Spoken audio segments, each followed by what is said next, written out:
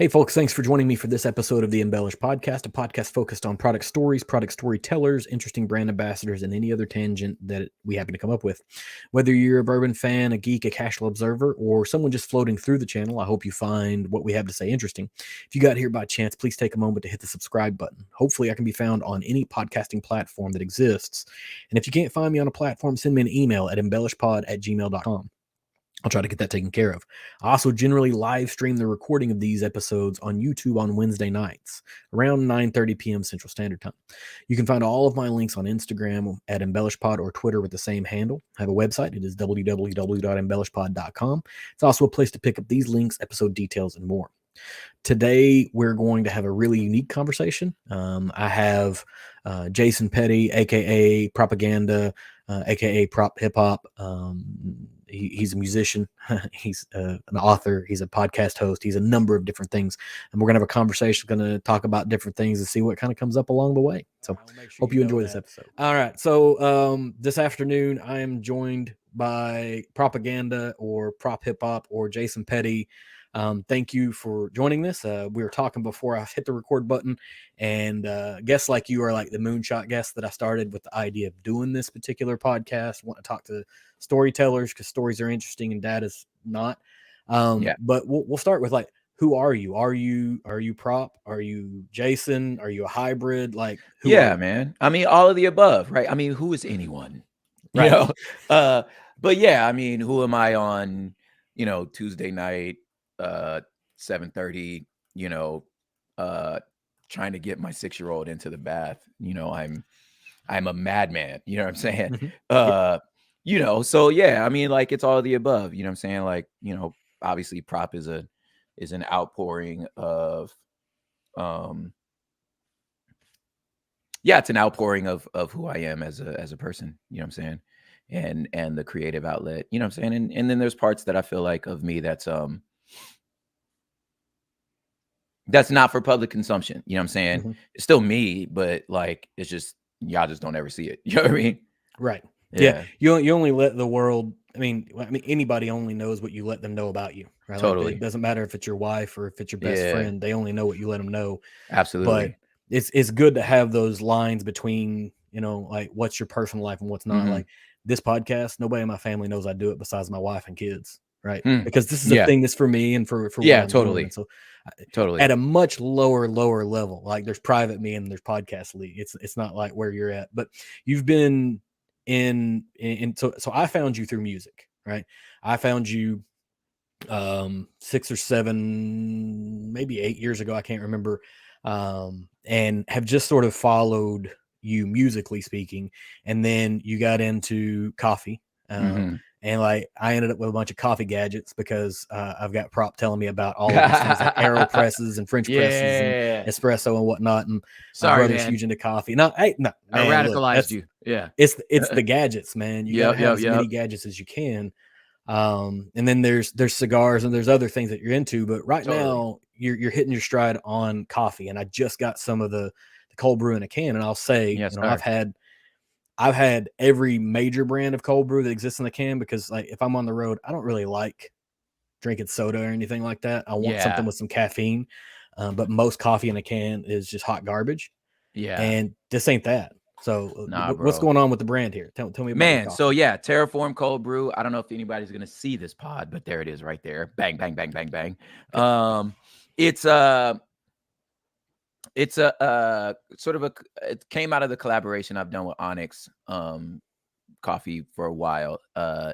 They've kind of like helped me, kind of mentored me in like coffee business, how to like really source, how to like find, roast and good beans, and eventually kind of, we decided, okay, let's make this a little more permanent, so they're handling, I'll come in like, cup and help, kind of select and curate the flavor. But it's really like, man, that's their expertise, you know what I'm saying, as far as like making sure this coffee is right, So yeah, we did a sourcing trip to Colombia, tasted a lot of different beans. It was a super good time. And then we landed on this profile, and sort of went forward, you know what I'm saying? And obviously like Terraform is, the cold brew is a part of a bigger universe of like, the Terraform albums, the poetry book, you know, and all the other things that I'm doing, you know. So yeah, it sits all in the same universe. You said all of the other things that I'm doing, right? So that's a mouthful. Like Yeah. if you don't know what it is, because there's books, there's music, Mhm. there's podcasts, Yeah. and you know we can take this back this far. The first time I ever signed up for Patreon specifically was because I Word. needed a Patreon Red Couch podcast, Yes, yes, yeah. Me and my wife's and pod. Yeah. that was amazing. And then you know Mhm. you kind of branch into hood politics, which Yeah. is just fantastic. Thanks, But man. you know, it all starts with music for you. Is that It did. a Yeah. correct statement? Yeah. Hip Music is hop. where it is, and Yeah. Hip hop. Yeah. Music. I've I've given you credit every time I can, but I've absolutely stole a line of yours. And so if we go back to the Board of Education, you've got this Yeah. line that says, "If every place in your body that you touch hurts, then your fingers must be broken." I Yeah. use that in business on a daily, Let's where go. like we Yeah. start talking about things that are broken in our process or how we work or Hmm. what we do are broken. I'm like, is it broken or is how we're examining it broken? And Yeah. that's I think the allure of your music is there's a degree of storytelling that exists there. Where does the storytelling vibe come from? Because if we look at the coffee, we look at the books, we look at the Hmm. podcast, we look at everything. Everything is in this storytelling mindset. Is this Yeah. a genetic thing for you, or is it an Man, that's a good environment or a question. combination? That's a good question. I think, well, first of all, let me give credit for that quote. I got that from my pastor's wife when I was a child. You know, Okay. she told us that. She was like, "Hey man, if everything you touch, you know, your finger broken." And I was like, "Ooh." So it just stuck with me. Early childhood memory. Anyway, yeah, storytelling, I think in some ways it's like it's kind of just it's built into the Black experience. You know what I'm saying? Like we're how we learn most of our lessons, you know what I'm saying, via story. Um, yeah, it might be like a POC thing. I think also you know, our my experience at, you know, church was Mhm. like it was storytelling, you know what I'm saying? And then ultimately, I think also like it's just such an important element of hip hop and Black music, period. You know, Mhm.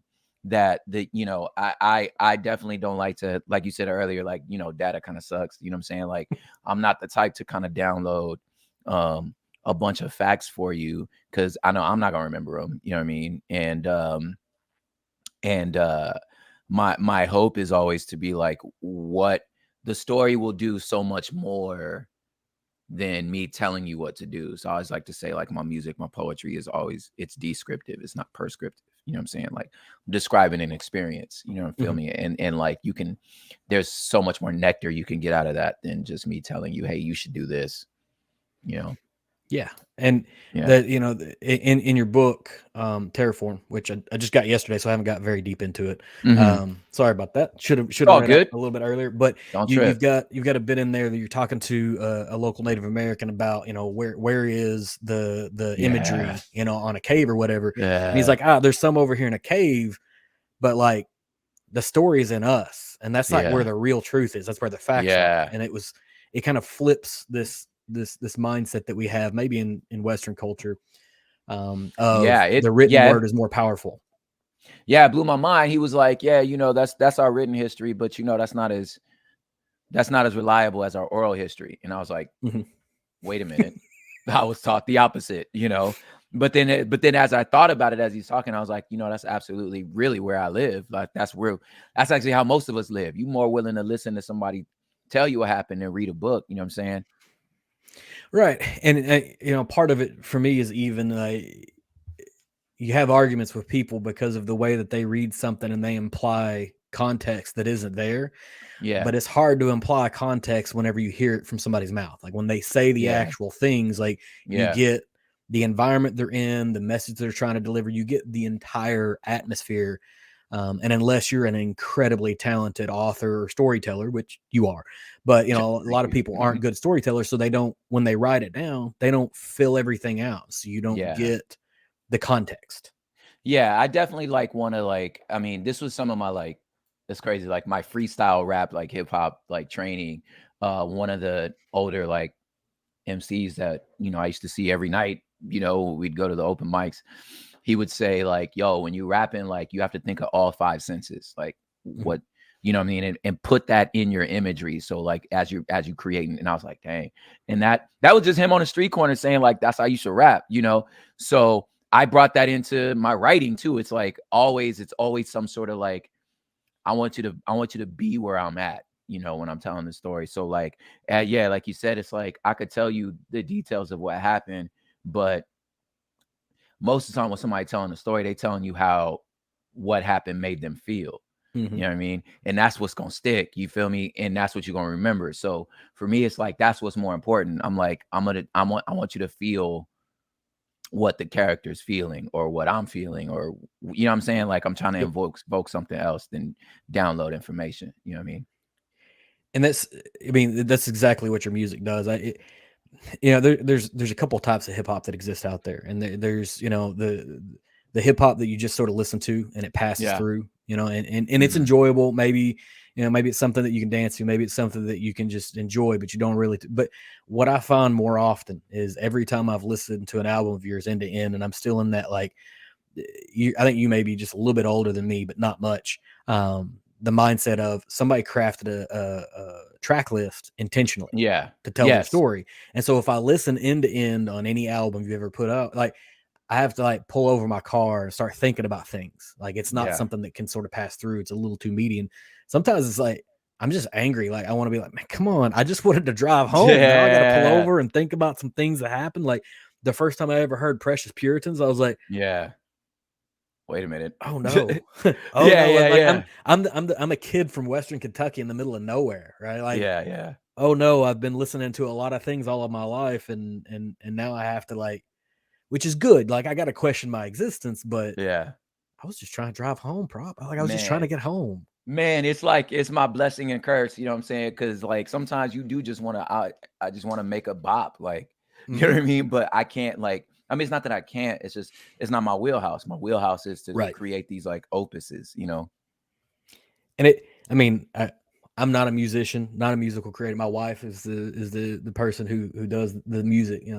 There's like guitars and mandolins, pianos and Uh-huh. stuff. And she's like, that's her thing. I can listen, but it, it would maybe I'm wrong, but it would feel reductive to take the skill that you have and just make a bop that is got no substance to it. Yeah, it's hard, man. I mean, you definitely like you're still making music for the consumer, you know what I'm saying? And I Hmm. definitely want it to be enjoyable, and like, sometimes it's like, yeah, this is for the show. This is to rock the party, you know what I mean? And that Hmm. and that plays a role, you know what I'm saying? So I definitely want to make something that's catchy, you want to sing along to, you know what I mean? But yeah, like I never want to like I never want you to turn your brain off. But Hmm. but there is a place for that. You know what I'm saying? There is a place for Yeah. music that is designed to turn your brain off and just enjoy. Yeah, it's like Mhm. John Mayer always talks about like his first album he ever put out. He put it out so he can make every album after that. It's like I'm gonna Yeah. make a bunch of money on the front end, so Yeah, now yeah, I can yeah. go and do the creative things on the back end. Yeah, But yeah, then he's yeah. got to like run uphill for the rest of his life because everybody's gonna be like, well, you wrote Your Yeah, Body Is a Wonderland. you You gotta know? perform that forever. Right, Yeah. yeah, and that's the thing that a lot of people are gonna remember you for, as opposed to like the later blues trio stuff that you did. That's Yeah, like yeah, just yeah. amazing musicianship that exists. But you know, it is what it is. But it feels like anytime you're gonna have a pulpit or a microphone or Yeah. an opportunity, you're gonna try to make the most out of it, whether it's gonna be religion or race or education or culture or Whatever. feminism or whatever. Yeah. Does that gets tiring, right? Oh, of course. Like, That's how do you absolutely get there? exhausting. Like, how do you deal with being a person who is an activist, a rapper, a coffee baron, an author, a podcast, and a Yeah. husband to a doctor? Man, I mean, I developed a rash, a stress rash. Nah, So he it's is yeah. human. Yeah, nah, there's like I definitely get exhausted. I definitely like, there was a like last night I was you know, on my third episode of whatever show I was streaming in a row, and I was like, I don't even know why I'm trying so hard, man. Like, we really, man, let's just sell this coffee and be done, dog. Like, you know what I'm saying? Like, so Uh huh. I definitely have my moments where I'm like, man, I'm exhausted, So, I know, but I have the sort of self-awareness to know that, like, let me just let me just finish this Maker's Mart, go to sleep. You know what I'm Mm-hmm. saying? And then you wake up in the morning and you're like, all right, what we gonna do? You know what I'm saying? So like there's margins I set for myself. Like I try to make time to at least once a day. Like I got a nice little patio I built up outside, uh make a little Kentucky meal, hit a cigar, take an Nice. hour or two for myself, and then go back in. You know what I'm saying? Mm-hmm. But yeah, I think it's a matter of like creating space for yourself and remembering that like it's not on my shoulders alone to change the world, but just to play my role. So like if I'm playing my role, like I feel like I could rest well if I know I did my part. You know what I'm saying? Not necessarily I changed everyone, but I did my part. I did. Right. I know I said what I needed to say. You have to answer for your actions and your actions only. You can't That's it. answer for other people. That's So exactly it. you mentioned Kentucky Mule. You mentioned Maker's Mark. Yeah. Most of the people that listen to this podcast or watch the YouTube video that eventually gets put up are whiskey people, right? So, Yeah, of course. So where's your vein? Like, what is your whiskey specifically? Man, it's depending on what we're doing here. Like generally, I drink whiskey neat. That's just it's what I prefer. I'm like, it took you 4 years to make this. I should drink it. Mm-hmm. You know what I'm saying? Slowly Yep. in the way you did it. So right now I've been on Uncle Nearest mostly because of the story and and it's delicious. But like I feel like personally, like, yeah, something that's affordable but still quality. Yeah, your Makers, your Bullet. It's like it's gonna be good. I got a bottle of Eagle Rare here now. I've been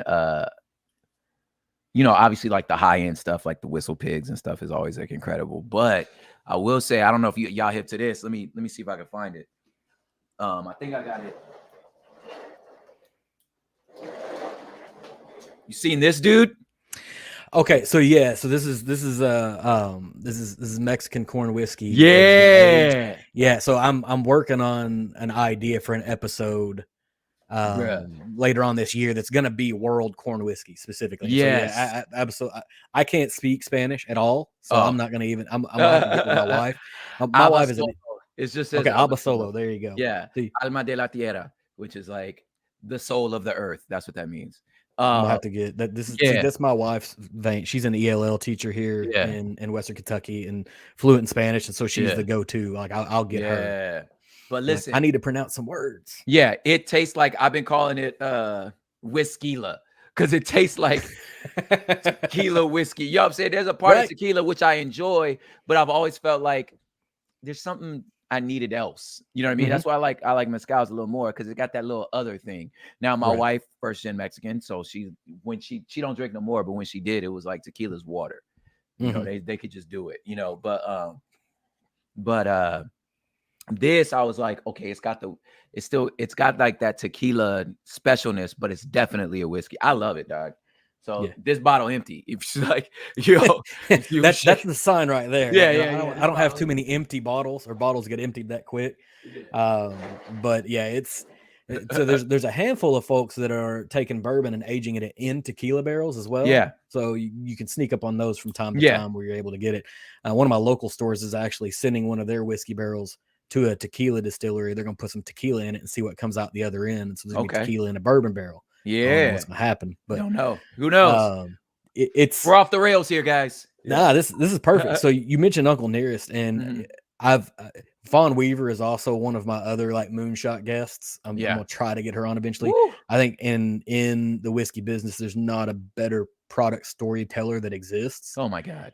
And it's because of the genuine nature of who she is. Like, this didn't start off as a whiskey venture for her. It just started off as like an intellectual pursuit. Yeah. And then she found some stuff. It was like, now let's make some things different. We got to do it. Yeah. Yeah. So how did you come across Uncle Nearest? Similar. So my homeboy Derek was the first one to mention it to me. He was like, have you ever tried this? Do you know? No, he said, you know who Uncle Nearest is? And I was like, nah. And then he laid out the whole story for me. And at that point, it was like, okay, this is going to be the only thing I buy for the next month. You know what I'm saying? Once he told me the story. But, I was like, I'll do this just off the strength. But if it's good, game over. You know what I'm saying? It is good. and it's is better good. than. Here's the thing: Yes, is it's I don't better mix than the yeah. good. Yeah, Like it's like because a story can sell a lot of things. A story can sell yes. mediocrity. Like a good Yes. story can sell mediocre whiskey. Yes. But you can put it, and I've done it. I've put it in blind tastings with other things, and it goes toe to toe It with. stands up.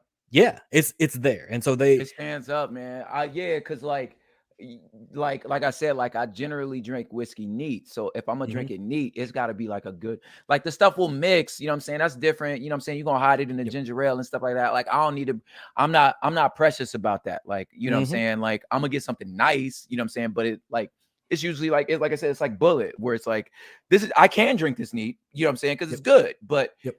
I'll mix with this. You know what I'm saying? The Uncle Nearest though. I ain't even putting no ice in there. Like, don't touch this. This is the way it's supposed to be. What happens if somebody shows up at your house and you're like, "Hey, try this," and they're like, "Can I get a couple of cubes of ice in there?" Are you telling I'm them no? I'm not precious. If that's Okay. what you want, that's your Yep. drink. Yep. I'm the same with coffee. Like I'm the same way with coffee, dog. If you want cream and sugar, look, it's right there. Like Mhm. I've always said, you could hear it on so many different pods. Best cup of coffee is the one in your hand. Yep. You If drink that's your it, drink, if that's your drink, then that's your drink.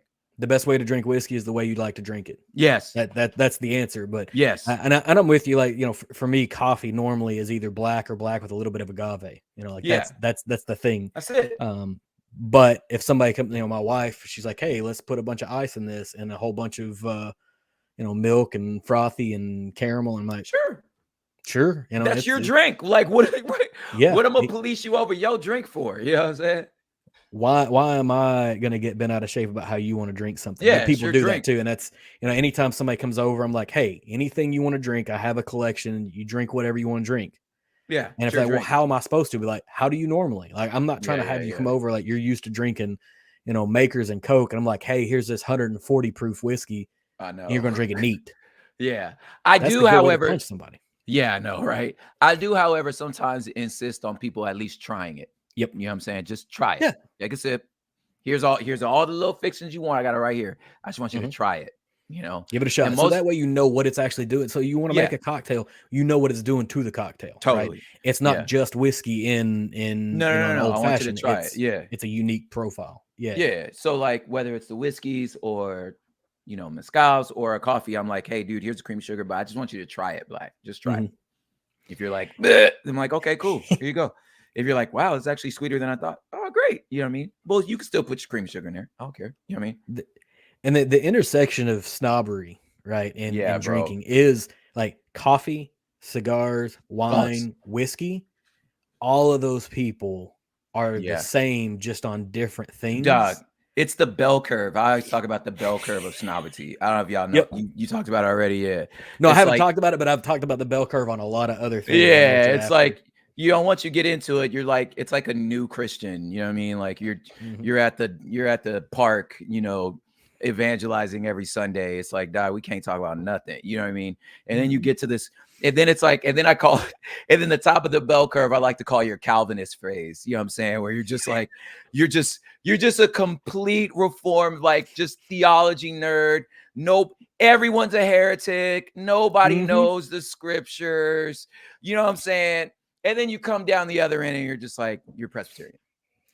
Right. Well, I mean, I think if you go You past go, Presbyterian, you get to that like deconstruction phase that yeah, yeah, exists as yeah. So well. that going down is the deconstruction. Uh-huh. That's when you get all liturgist. You know what I'm saying? Like you just start deconstruction around there, and then you're cool. You know what I mean? It's like, so You just described the last 10 years of my life. That yes, is like the that's what it is. encapsulation. Well, except for the Calvinist part. Like I never got to like the You never asshole went part. full Like you never went full asshole. Good for I've you.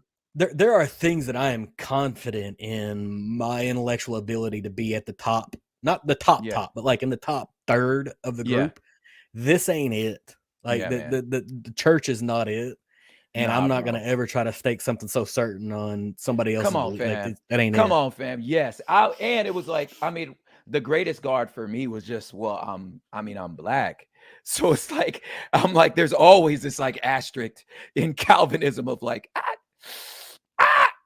ah, yeah, with y'all kind of, you know what I'm saying? But yeah, coming down the other end, it's like, nah, I appreciate even for myself, my, you know, whether we're talking theology or Mhm. my drinking thing, I appreciate the journey, you know what I'm saying? Of Right. being able to get on the other end and be like, look, I know what I'm talking about when I'm talking, you know what I'm saying? And I also know how I don't need to be precious about things. If that's what you want, you know what I'm saying? Then that's what we're gonna do.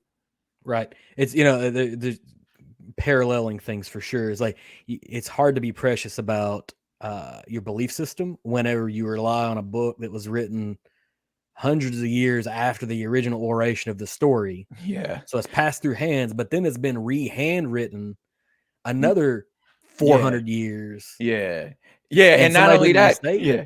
And not only that, everybody that's experts don't agree. So none of y'all We agree. haven't even gotten to the translation portion. We're just talking about like just the copying part. Like Just yeah, I've you know what I'm copied saying? friends, Like, yeah. I've copied friends' homework, but I've still missed a few things, and so we're gonna stake everything on that. Yeah. That's a little bit of a flaw, but Yeah. you know, like For real. Julian Van Winkle, you know, the Pappy Van Winkle people, right? Woo! Like he enjoys his whiskey with a lemon twist or lime twist. It's lime twist, right? And you're like, this is the greatest whiskey of all time. And you This is the add in a most sought lime. after stuff. His Yeah. son goes into a bar in New York City. It's like, I want some, you know, old Rip Van Winkle 10-year and give me a lime twist. And the bartender won't serve it to him. He's like, no. He's like, I'm not gonna do that to anything out of the Pappy line. That's not how they would want it. And the guy's like, no, this like I'm the Actually, family. I'm the people. here, let me And show you my ID, bro. Yeah. right. And the guy's like, nah, Wow. you ain't it. Yeah. So this is a thing where Yeah, people get man. really, really sensitive, right? You know, maybe I get it if it's a bottle, there's only one of them that exists in the world. There's only one in the world. Yeah. And you only have 24 and a half ounces of it. And you're trying to stretch those, like, let's be nice about it and let's stretch it out. Everybody gets Yeah. 3/4 of an ounce and don't put anything else in there because it never ever gets made again. But Yeah. even then, like if you don't like it, you Bro. don't like it. If you don't like that's at the end of the day. If you don't like it, you don't like it. I know some like Michelin star chefs, like 3-year waiting list to get into their restaurant. I was like, what do you eat? He goes, dude, Fenway Park, I'll get a hot dog. Yep. Like there's something to that. Like it's delicious. And I'm like, see, that's what I'm talking about. Like when I know what I'm talking about. There's a time for it. I know how Mhm. to do this. I know how to go, out to Puget Sound and pick, you know what I'm saying? Yep. And pick the sashimi myself. You feel me? Like I know how to do that, but I also Dodger game. Yeah. I mean, Give me some chili and cheese, bro. It's cool. sometimes it's the right time to drink the $2 gas station coffee. Bro, listen.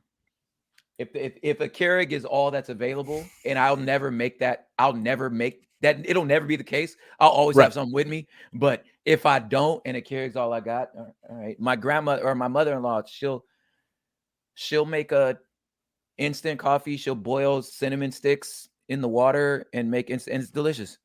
Mhm. Yeah, my Great. my grandparents were real bad about instant coffee. Like there was so much Sanka floating around my grandma's house. Like, you know, What but are you hey, gonna do? I drank it. I drank it whenever I was like, you know, 13, 14 years old. It was what Hey, was man, available, you it know. was My available, and you know what? That's your grandma. yeah, I You ain't what you want me to say, man? That's my grandma. My grandma made me a cup pour of it in the coffee. cup and I'll be happy. I'm gonna drink the cup of coffee because my I grandma will made it. drink through my teeth so I can filter out the stuff that didn't get dissolved into the water because it's not all there. Because it's not all But there. And I don't right, know but how long you boiled this water. Yeah. I'm also gonna still be here when dinner gets made because I know what dinner's gonna be like. So Amen. that's a different thing altogether. Yeah. So hard shift, Yeah. right? So Hard you and your shift. wife were doing Red Couch podcast, Yeah. loved it, and so Thank you know you. you start running the timeline here, and I was kind of talking about the 10 years of potential Yeah. deconstruction, but like Yeah. really thinking about I got kids, you know, I've Uh-huh. got an 11-year-old and I've got an 8-year-old, and like figuring out what the world is like for you know Yeah. a white male in Western Kentucky. Ooh, got a pretty charmed life. But I mean the Red Couch podcast makes me start thinking completely different. And then you Yeah. follow behind it with kind of bringing around hood politics in a time when Yeah. I think is probably the most important time. And this is the thing that confuses me more than anything is that we've never been in a time when you've had more access to more information. And we've never been in a time where it's felt like more people have had less information in their hands to like So firmly bizarre. stand on a belief system. Yeah. But like I had to stop like listening to politics anything for like a Yeah. couple years. And so I didn't even come back Yeah. to it until about 6 months ago, because like I was the kid that grew up. I was like, I want to go into politics. Like, I don't want to be a Yeah. politician, but I want to like Mhm. work on campaigns and make a difference in the world. And then Yeah. I got older and I'm like, that's not really how it works. Yeah. Like, it's there's not a ton of grassroots stuff, and the world shouldn't look more like me, you know. But Mhm. where does Red Couch come from? So starting with Red Couch births Yeah. hood politics. Like, it Yeah. all begins there. Like, where does Red Couch come from? Yeah, Red Couch, like it was we were working with the Relevant Network. They offered me a show. And I was like, oh, ain't no way somebody's just gonna sit and listen to me talk for a half hour. Like, and about what, you know? Mhm. So uh my homie Jay Givens, he was the one that was like, hey, Red Couch. And I was like, oh yeah. Cause we are used to when people came over at our house, because you can see we have a red couch. When people came over, um, we would take a picture. You know, it was like a tradition. They take a picture at our house on our red couch, you know, Almageddon red couch. And so he was like, yo, red couch. I was like, dang, yeah, that's dope. So we started talking about like, okay, well, what do me and her just talk about? And we're like, literally everything. Like, these are the things we talk about. We talk about politics, talk about justice, talk about faith, talk about pop culture, talk about Cardi B, talk about everything. So we were like, let's just record our conversations. Like, this is what we do when our kids leave. You know, everybody's at school. We sit down at the couch and we just catch up. And it's like this type of stuff we talk about. So we were like, well, let's turn it into a show. Um, and people gravitated to certain things. You know, certain people gravitated to sort of like the justice part of it, the feminism angle of it, because of how brilliant Alma is. So that was kind of taking on its own life. And then there was another part of it, the hood politics part, that was like sort of taking on its own life also, where it was like, you know, we were speaking to a particular group of people that either A, like you, was just so done with politics, where you're just like, man, stuff's stupid, you know what I'm saying? And then, or B, people that felt like they weren't invited into the conversation, you know what I'm saying? So that segment became its own show, uh as we were seeing our sort of fan base kind of like choose which part they loved about the show. And then Alma just got real busy. You know, she wrote her own book. You know, she had some mental health things. You know, our daughter's getting older. My father-in-law is real sick. So she just got like, she couldn't sit down and do a show with me, because since we're both the parents, it's like, well, who's going to watch the children? You know what I mean? And it Mhm. just became too much of a heavy lift for both of us to be gone for, you know, however many hours a day. Does it feel weird to sit down? Because I've been doing this for almost 2 years now, and Mm-hmm. like sitting in my office by myself, like talking into the ether, is just like a weird thing. But did it feel weird to, like, to first sit down and start recording like the intimate conversations that you're having here with your wife, and be like, all No, right, like this is a thing now? that I actually enjoyed, Hmm. because she really like she's like just this reluctant superhero. Like, she never wants to do it. It's always, I'm always pulling teeth. I'm always Hmm. like I have to do all the heavy lifting. Literally sit the mic in front of her, come up with the concepts, and then hit record, and then she comes alive. Hmm. You know, and she becomes the Alma we all know. You know what I'm saying? Uh, so the hard part was getting her to the table. You know, once Hmm. we got to the table, I was like, God, this is so dope. You know what I mean? That part I Uh-huh. enjoyed, the actual recording. What is awkward though is sitting talking by myself into the ether, where I'm just like, what? This is so, why are you doing this, man? It's so weird. Yeah. Right. Yeah. Like, having an identity that people want to continually talk about has to be a unique experience. Yeah. But like what you guys did was absolutely fantastic. Listen to every episode. Like I said, I was like, hey, I'm gonna go Patreon this, and Yeah. and Thank honestly, you, like, I just, like, when you guys stopped recording, I didn't even turn off my Patreon. Like, I just man. let it The go. number of people have it, man, and like we keep chiming in, like, yo, like you don't have to stay, guys. You know, we're going to record more. Like, I keep trying to Hmm. lock her in on some like, well, let's talk about your book. You know, but it's just so hard to get her to sit down. Um, but yeah, and like, no, we absolutely thank y'all. You know what I'm saying? But yeah, like, we get it. Like, you know what I'm Hmm. saying? You don't have to stay. We're not as consistent as we used to be. You know.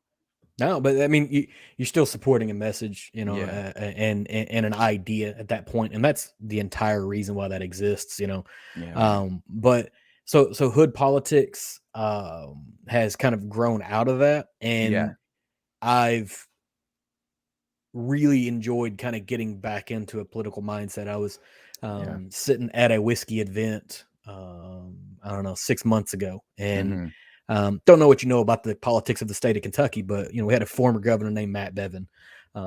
Matt Bevin and I didn't see eye to eye on a ton of Okay. things, Yeah. politically speaking. Yeah. He didn't know. He don't know. He don't. I mean, You're Kentucky's not not like that homies. small. Yeah, it's not that small where he's like, oh, there's that guy that doesn't like me and I don't like him. But like every 3 or 4 months, I get blocked by him on Twitter, Let's because go. I would go out there, and my wife's an educator in the state of Kentucky, and he was very anti-educator, and I never did anything like illegal or harassing, but I would always go out and be like, hey, why did you do this thing based off of that? Like one of the last things he was like putting this real like cheerful message out, like we support our educators. And so for like 24 hours, I had went out and pulled 24 different quotes that he had about teachers that were Dang. less than stellar. And every hour on the hour, I would tweet it and I would at him, his account. He was Yeah. like, here's the thing, and then tweet it and tweet and tweet. Remember when And you I made said it 6 this? hours. I got Dang. blocked at the 6th hour. It was Of like, it was course. over. Yeah. And so this man rolls into this whiskey event I'm at like, 11 o'clock at night. And I snap a picture. I send to my wife. I'm like, is that him? Because it's late. I've been Yeah. around whiskey people for like 5 hours. Yeah, it's a whiskey convention. Yeah. Right. Yeah. It's a whiskey thing. He just happens to stroll in. I'm like, is this the man? And she's like, where are you? Because like I was in the central part of the state. We're in a different part. Like she was back home. And I was like, I'm still at this whiskey thing. She's like, why are you around him? I'm like, I don't know, but I think I want to go talk to him. She's like, probably shouldn't.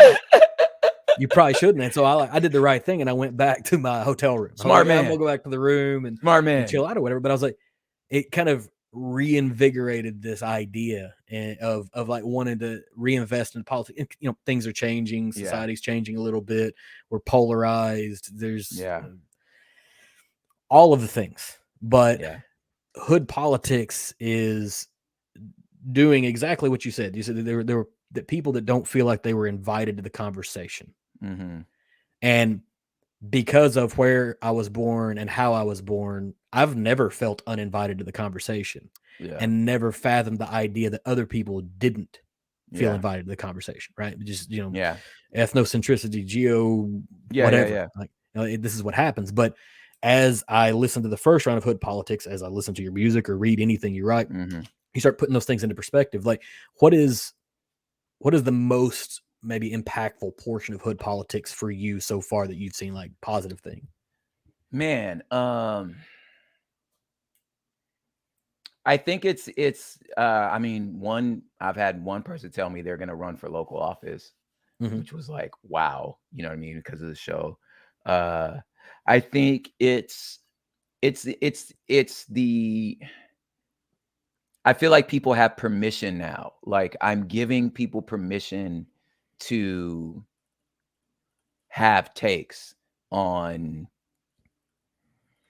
what's happening. I think some of the feedback I get is more around a lot of listeners are sort of tired of like the 24-hour news cycle, but they also still want to understand what's going on. So I think when I put on in the show a more of a teacher hat of like, this is how the system works. Mm-hmm. You know, this is what inflation means. You know what I'm saying? Not like, oh, we passed the Inflation Reduction Act. Great. Okay. So also, what's inflation? You know what I'm saying? Right. So like, and to say it in a way that's like, well, this is what it is. You know, when you went to the ice cream truck, the Choco Taco was $2. Now it's $4. Why? You know what I'm saying? Like, how do What you get to happened? that?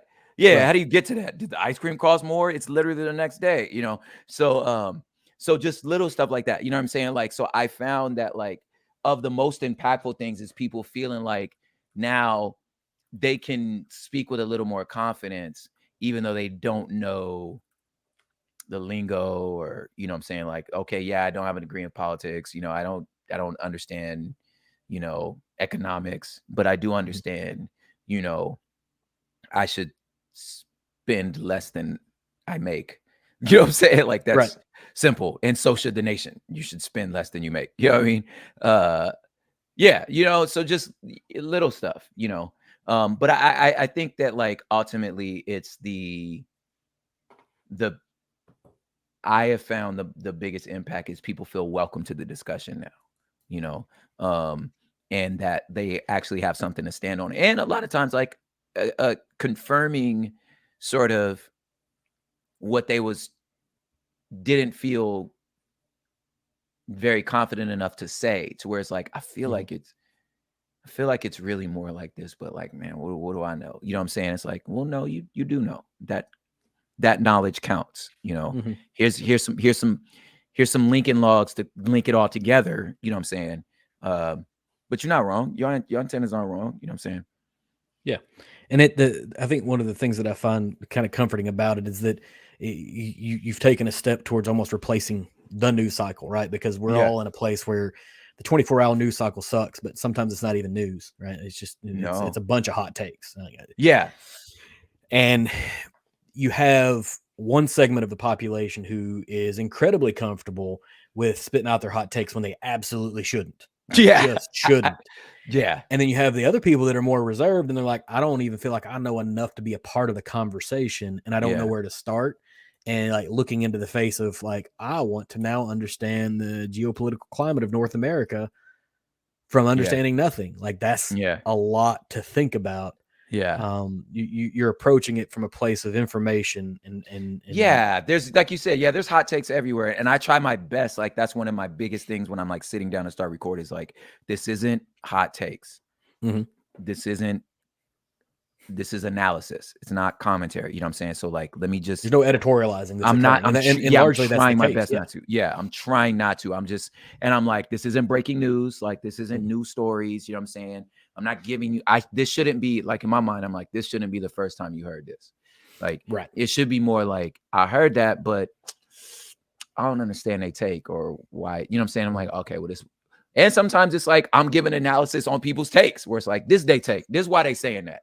You know Right. what I'm saying? Because they believe that Yeah. this, and this. You know what I mean? The context of how they got there, right? And Yeah, that's yeah. as important as the information can be. And Hmm. the fact that you're not going after the thing that happened the same day you recorded. Like I don't know, maybe you have a couple of times, but I most of the try time not to, man. Yeah, it allows sort of the dust to settle and you to kind of be able to see what's actually happening yeah, before. And that's the victim of the 24-hour news cycle is yeah. you And get it as soon as it happens, but you don't know what happened. You know yeah, what and that's how happened, but you don't know that's why. how the screenshots go viral. You try to tweet out that original take, and then it's not even what happened. You look Right. like you look like a dummy. So I'll be like, nah, let me wait a second. Oh, wait, hold Yeah. on. It's like last night I was watching Twitter pretty heavy to see what the tweets were going to be coming out Oh after our yes. situation in Florida. And I'm like, how many of these, I want to see how they age both Yeah. sides of like, how Yeah, does yeah. this look? Nobody's tweet's gonna age well. It's these fools talking No, no, about defund the there's no way FBI. that Yeah, nobody, nobody's gonna age well. Like, like you said, either these fools talking about, like, this is the biggest scandal, the biggest thing in history. Nobody's ever done right. this. This is going to be the downfall of Mr. Trump. Like, or Or it might be not. clerical. I You know what mean, I'm saying? you've also said it's going to be the downfall of Mr. Trump like 7 other times. I was gonna say, it's like good, like just like the last time, yeah. Or the other way around, like defund the FBI. I was like, oh, now That you with one, look, Black Lives look, Matter. it Now you does not matter. now No, no, you want to no. defund the police? You cool? Well, come on, march with us. You know what I'm saying? So That I'm like, yeah, no. To that's me, the best it's one.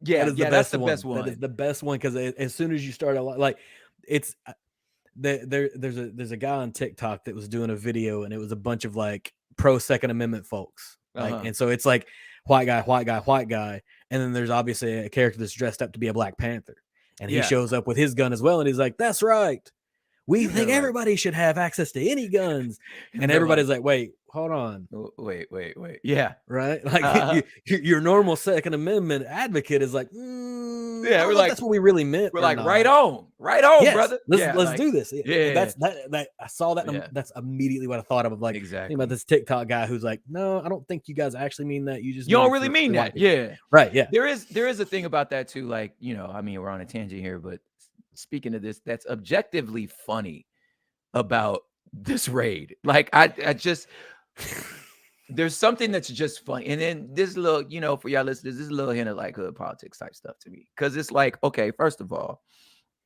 let's back up a few steps when this man actually tried to flush documents down the toilet. Like this grown man took a piece of paper and tried to put it in the toilet. Like And thought it we would used to work. do. Yeah, like we used to do it like joints, like, weed joints you're trying to hide from your mom. You just like, yeah, you try to hide the cigarette, flush it down the toilet real quick. And you know what? The cigarette butt always come back up. My dad used to flush them down the toilet. I would see the button thing. He'd be like, Dad, son, I'm done smoking. I'm like, I'm looking at it float in the toilet, bro. Like, so it don't even work with cigarettes. I don't know what made you think it's gonna work with some paper, right? And then secondly, I'm just like, yo, like, what's your end game? Like, if you got just file cabinets of classified, so if it's incriminating, why you keep it? Number one, and if it's not incriminating, why is the toilet the first place you went? Why you think the toilet? You ain't ever heard of no shredder, like he's got a lighter. Like you can light it on fire. Like you just but there's a metal trash can. Just light it and throw it in the trash can. You know what I'm saying? And I'm like, are they mementos?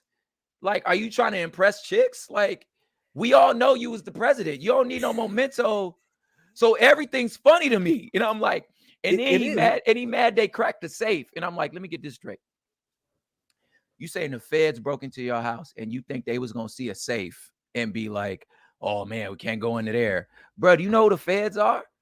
Like, like, ask Al Capone. You know what I'm saying? Like, he's in the ask Fred Hampton. Yeah, ask Fred Hampton. In the find out phase right now. He's in the find out phase. And this, the thing that is I don't know if comforting is the right word or whatever, is like this particular subsection of people, this particular demographic in the United States is starting for the first time in their life to see what has been common behavior. Yes. For everyone else forever. Exactly. That's another thing we was going to bring up. He's like, I can't believe they break it to your house. Yeah, that's what they do. I live in Kentucky. There's a very specific situation that happened in Kentucky that has, 2 years, finally, and a half, something finally happened. Like, this is a thing that's gone on forever. Yeah, we know. They break down doors. Right. And now all of a sudden, I guess maybe the conservatives aren't a big fan of no-knock warrants. I'm saying, maybe that. You know what I'm saying? You don't notice the system till it turns against you. You know what I'm saying? Now you're on the wrong side of it. You see all his problems, huh? You could have seen the problems all along if you'd have been looking. Right. Exactly. That's what it boils down to. And that rolling way back, thinking about Red Couch or Hood Politics or literally any piece of music that you've ever been a part of, album wise, like it's there. The information is it is in there for us to notice if we notice. Yeah, that's what it boils down to. Facts. Man, I'm sorry. Just the last 24 hours have been. Yeah, I think truly like a trauma response to me is humor. I definitely immediately go to funny in a lot of things. And that's a sign of a person who's been through trauma on a regular basis. And it's, I was going to say it's partially it, but I'm, like I said, I'm truly aware of it because just growing up the way we grew up, it's just like, I mean, what are you going to do? You know what I'm saying? But at the same time, like I've definitely had to learn to like, appreciate that this is in fact trauma. You know what I'm saying? Like you do need to step back and like understand, empathize.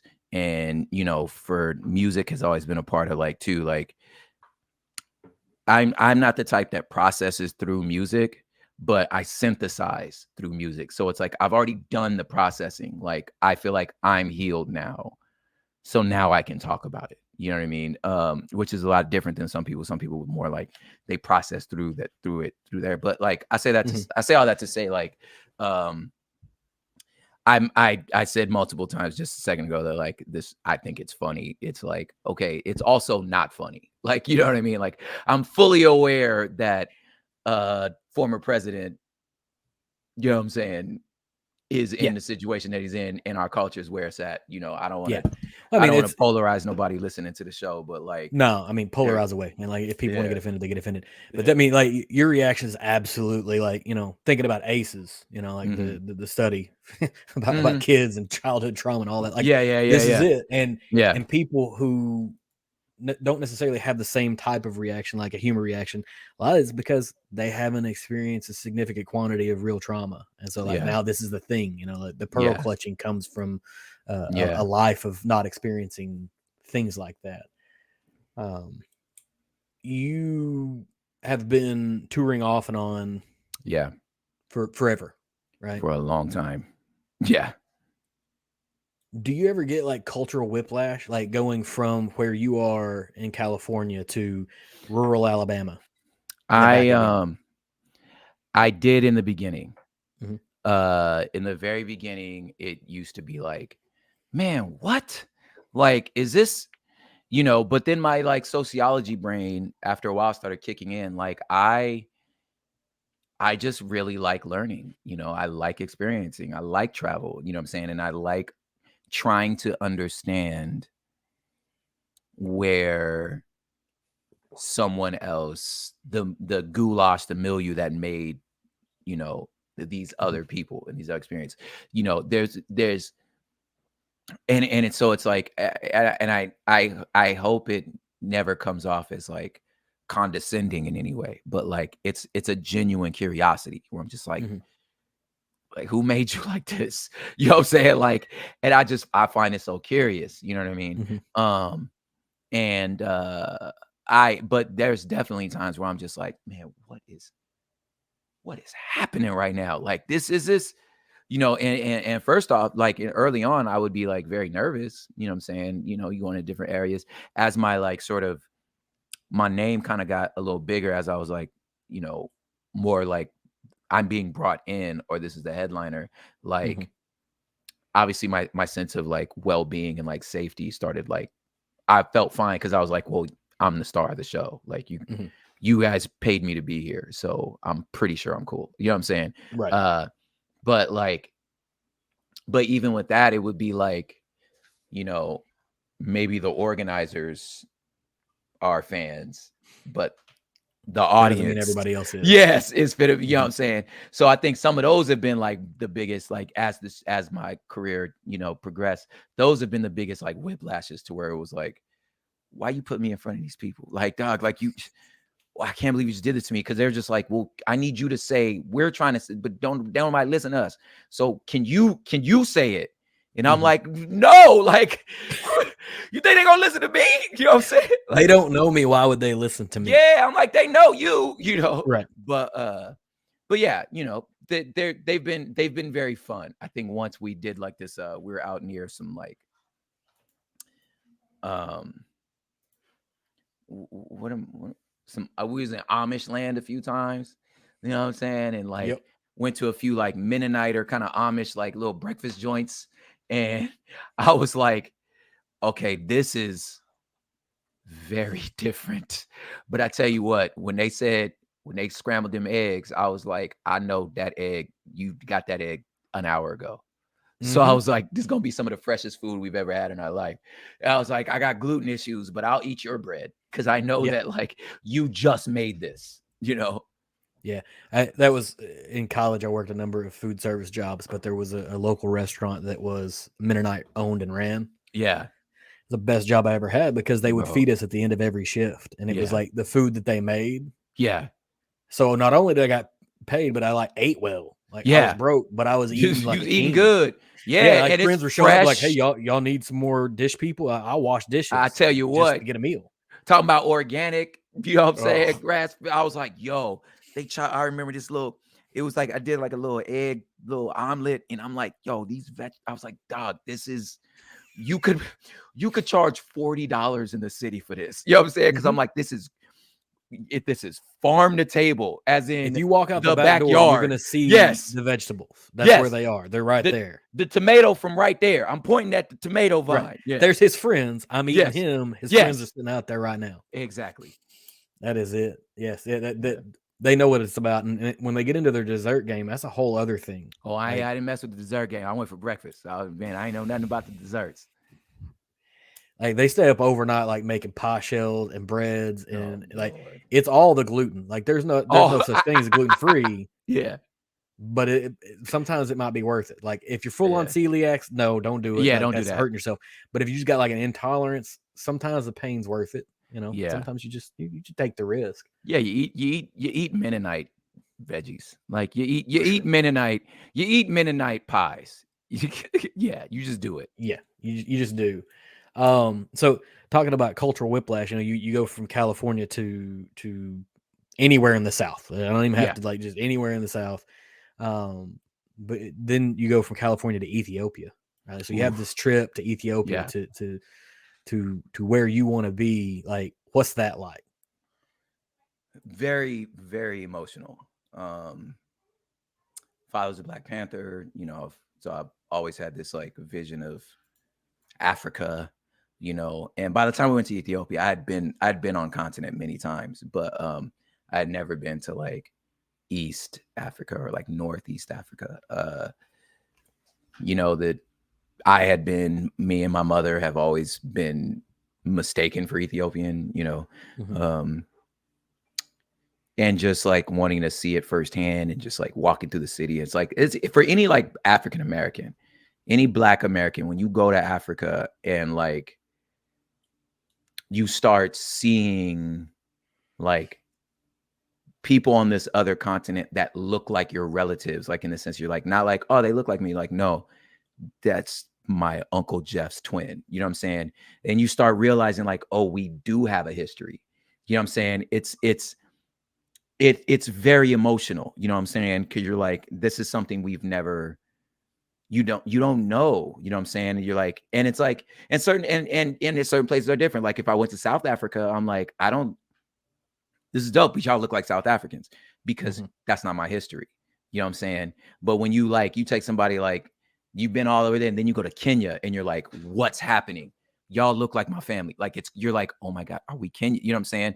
So for Mhm. me, that was me in Ethiopia where I was like, it's no wonder they think I'm Ethiopian. You know what I'm saying? Because I'm looking around and I'm like, that's my cousin Andrea. It's my Uncle Jeff. You look like my Aunt Norma. One lady I took a picture, I had to text it to the family because I was like, she's dead on grandma. Like she looks Mhm. like that's my grandma's sister. This is crazy. And I sent the text with no context to my cousins and they were replying like, oh shit. Like, who is she? Where are you? And I was Right. like, bro, I'm in a village in Ethiopia. And they were like, what? Like we were all bugging because it's like, I didn't even have to say it. We were all like, that's grandma, you Mhm. know? So the emotions, obviously the coffee connection, it was very, very, very emotional, very centering, it's crazy. And, there's the grieving part of the fact that like, as much as I can say like throughout history, that the genes kind of connected, but like, I don't, I don't know Ethiopian culture. I don't know y'all history. Like I know it from books, you know what I'm saying? But like there's no part of me that this culture survived in except for coffee and popcorn. You know what I'm saying? Right. Like that's all that survived. Um so you kind of grieve a little bit of it to be like, yo, am I a poser if I start talking about like, oh, I got Ethiopian hair? Because I'm not. I'm from LA. You know what I mean? No more than you're a Viking. You know what I'm saying? It's like, Right. you know what I'm saying? Like I'm from Kentucky, dog. Like, Yeah, no, you know what I'm saying? absolutely. Yeah. I've done the ancestry DNA thing. I Yeah. know where it is the not even the like the interesting white portion of Europe. It's just like England. It's like Yeah, England my and homeboy. Northwest France. Yeah. I Like got one of my it's totally good. one of my mentors is just white boy. I adore him, named Jonathan. He was like, he goes, listen, he goes, for me, it doesn't matter. What difference does it make? He's like, I'm a European mutt. We're Yep. from the Isles. And my life is no different. What difference does it make? He was like, clearly my people left Europe because we didn't want to be there. Hmm. So he's like, he's like, for you, it's different. There's meaning for you. He's Right. like, for me, I don't give a care. I'm not that. Where am I gonna go for a vacation? Like he goes, we're Scottish, maybe. He's Yeah. like, I'm not gonna, go to Scott. I'm not gonna go. Maybe for I a mean, like, vacation. You know what I'm saying? Like, yeah. yeah, I mean, like we left by choice, right? That's I think sort of the big difference there is like we left where we were in Europe by Yeah. choice to come here, right? Like, Yeah. and your ancestors did not, We did and not choose. Yeah. not only did you get extricated from a place where you were, you're put in a position where we in Yeah. the United States did our dead level best to Yeah. burn down your connection to your Exactly. history. And whenever you return, not only do you see like you have a history, but you have like the history. Yeah. Like it's not a history. It's like Yeah. if we go to the cradle of Yeah. civilization, it's like Yeah.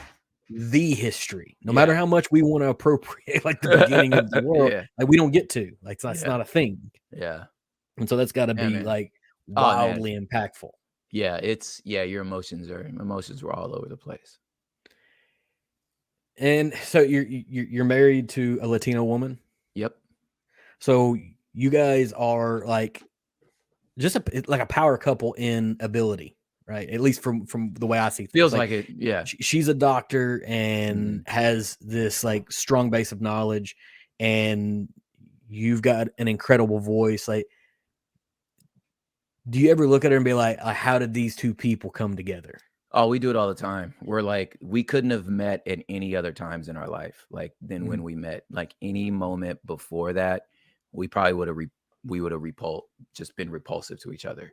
You know what I'm Mhm. saying? I probably like, of course, I still would have been like, yeah, but she cute though. You know what I'm saying? But Right. like, you know That what the I'm cute saying? don't stay forever. Yeah, Like, the I cute don't mean, stay she's forever. still cute to you now, but Yeah, but at that's the not time, gonna lock yeah, in for years. totally. Because at the time, like, yeah, we just were living totally different like lifestyles, you know what I'm saying? But yeah, totally like the right, stage of our maturity and development is when we finally met, you know what I'm saying? And like and her influence on me, I believe too my influence on her, but yeah, definitely we're like would I don't know how this happened, but I know I'm glad it did. Mhm.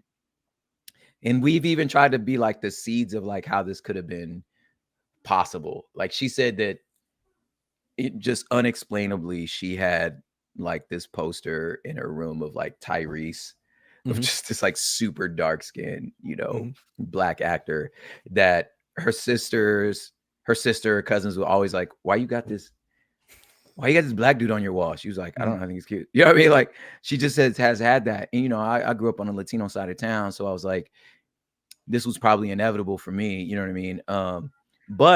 But maybe not, because like I said, my father was a Black Panther, you know what I mean? So it was like just these like sort of inroads, like I said, we couldn't have met at any other time in our life. Yeah, so it sounds like maybe you need to be thanking Tyrese for I really your do, man, marriage. for bringing dark skinned dudes back in style. You know what I'm saying? We said that all the time, like Tyrese, man, Tyrese Morris Chestnut, man, you Tay Diggs, like you brought us back in style, Mhm. So, going all the way back to the coffee, right? So Okay. you've got this coffee brand, Terraform. Mm-hmm. But Terraform is more than just a coffee brand. Can you talk Absolutely. about that for a minute? Yeah, well, it's definitely a call to action. One, terraform it's a verb. Uh, it's the process of making a planet livable. But yeah, it sits in a universe. There's the book that we talked about earlier. There's 4 music EPs. There's poetry and there's coffee, but ultimately it's a call to action to imagine a better future, to build a livable world. That's what Mhm. terraforming is. And the coffee part of it is almost like it's the celebration of the soil. you know there's something that's super magical to me about, I mean, it's corny, but like, I mean, it's beans and water. Mhm. You know what I'm saying? Like it's a cherry, and that's not even the cherry that we're drinking the seed of the cherry. You know what I'm saying? Like uh, and that's all it is. There's no other ingredients. And Yep. I think that there's something beautiful about like the amount of flavors we can get out of something with no other ingredients is like just a picture of the magic of the possibility, you know what I'm saying, of like what can be. So I just think, you know, if we think about the world we're in now, like, you know, the culture society we're in now, like we have what we need. We can do this. You can get beauty out of this. You know what I'm saying? You just gotta take care of it. You gotta appreciate it. You know what I'm saying? So like, so ultimately it's that call to action to build that livable world, you know. And it's also just really delicious. It is. So it is. We can go back to this like a number of times, but at the end of the day, the only way you know is just buy it, right? So you go Only way I out know. to the website, you go to prophiphop.com or Yep. does Terraform have its own website as well? Yeah. Or is it Terraform Cold Brew. Terraform Cold Brew? Either one. Like you go out, you buy it, and then you drink it, and you're like, they I get it weren't now. lying. Yes. It wasn't a lie, you know. And I bought the coffee before this was even scheduled, right? Because Yeah. there's only been a couple times where somebody sent me something for free, and then I feel weird about it. I'm like, man, I got to hedge on this if it's good or not or whatever. But if I like go out and buy it myself, I feel all right with being like, nah, you know, it's not my thing. It doesn't mean it's bad. It's like, you know, some people really like other stuff. It's not a thing, but this is it. And I've got my brother's a coffee snob. Like he's roasting his own beans coffee snob. Oh, okay. And so I'm gonna have to take some over and be like, hey, go try this, you know, see what's up. And you'll be surprised. Because usually canned coffee, it's got a taste. It usually's got a taste. A metal taste. It's a metal taste that's not there. This ain't got it. Like this, and I don't know what the manufacturing process is or what the problem is with the other coffee that did that. Yeah, but they need to come over and hire you for consulting and like sort through their problems for them, give you a bunch of money or something. Yep. But I like so. We were talking about, you know, whiskey and coffee and wine and cigars, and these are all things that are largely enjoyed in a communal nature. I think it's one of the other sort of magical things. Like there's something about sitting down with a friend and having a glass of wine, having a cigar, having a coffee, or doing all of those things in the course of a day. You know, maybe you start with the coffee and a cigar, and then you have the wine, and you have the whiskey and a cigar at the end of the day or whatever. There's a communal nature. Like there's a thing that exists for it. And so to pin that on this idea of creating worlds, this terraforming thing, it feels like a movement of like, stop accepting things for the way they are. Exactly. And create what you want it to be. That's exactly it. You know, sort of questioning things. And you've got a piece of homework in the front end of your book. And it's like, make a list of what's normal that maybe shouldn't be. Yeah. And I read that question, and I was getting ready to pick my daughter up. I was sitting at the parking lot outside of the gymnastics studio where my kid's doing all the things to try to break her body into a bunch of pieces. Yep. And I read this question, and I go inside and I get her, and I come out, and I was in the same. I thought I was had to pull over and think about things, like think about my life and think about whatever. But I'm hoping the rest of this book is the same way, like where I'm just gonna have to break my brain for a minute. Yeah. It's absolutely like that. So that's a book. You can go buy that too. That's on like Amazon and stuff. It's on everything. Like I said, I appreciate you for being here. Yeah, I appreciate you. Thank you so much. Hey, we'll do this again sometime. I'll send you some whiskey. I would definitely love some whiskey. There's a few things behind me here that we can. Yeah. Let me see what you got back there. You know what I'm saying? There's a little bit of everything. So the Uncle Nearest is over here because it's Tennessee whiskey, and this is all bourbon that's here. Okay. So there's the maker's part. Let's see the makers. A bunch of. There's like 300 bottles here, man. Yeah, I could see, man. Nah, yeah, I gotta come raid yo. Let's see. The thing is, I started the collection like whenever COVID hit and we were all quarantined. You know, I stayed in quarantine here at the house because I work in computer software, so I was just here. Yeah. And I stayed here for like a year and a half. And so instead of the money I was using to eat lunch when I would go to work or driving to gas, I was like, I'll just start buying whiskey. And then my wife's like, hey, this is getting out of hand. I'm like, but I'm starting a podcast. But I'm gonna do a podcast, babe. Yeah. That's it. I found a way it's out. For work. It's for work. It is. It's a thing. Yeah. So yeah, we'll do this again. Thanks for tuning in for this offering of the Embellish podcast. If you enjoyed it, please leave me a review on whatever platform you have to be consuming this on. Leave a comment if possible. Hit me up on social media, Twitter or Instagram using EmbellishPod, and give me a follow so you can keep up with what's going on here. I can be found at www.embellishpod.com with all of my links, accounts, contact details, and so forth.